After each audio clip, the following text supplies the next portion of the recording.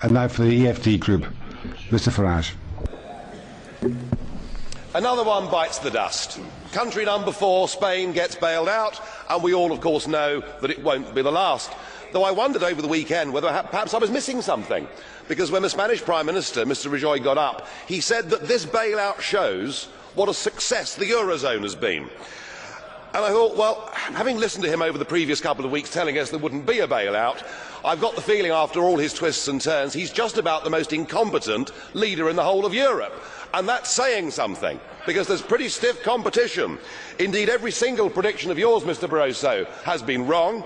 And dear old Herman Van Rompuy, well, he's done a runner, hasn't he? Because the last time he was here, he told us we'd turned the corner, that the euro crisis was over, and he hasn't bothered to come back and see us. You know, I remember being here 10 years ago and hearing the launch of the Lisbon Agenda.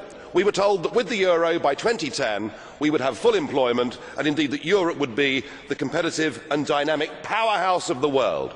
By any objective criteria, the euro has failed, and in fact there is a looming impending disaster.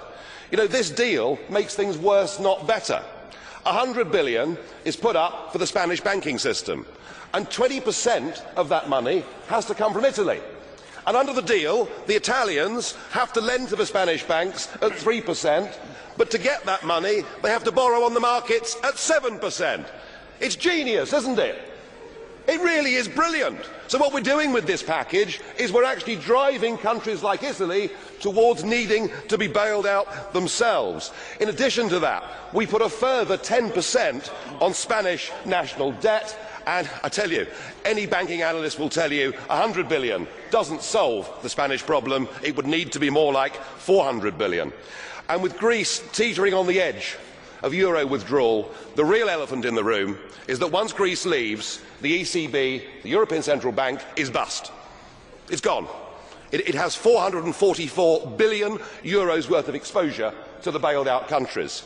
And to rectify that, you'll need to have a cash call from Ireland, Spain, Portugal, Greece and Italy. You couldn't make it up, could you?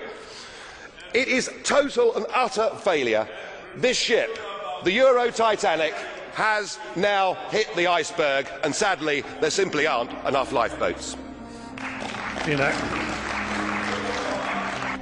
Thank you very much.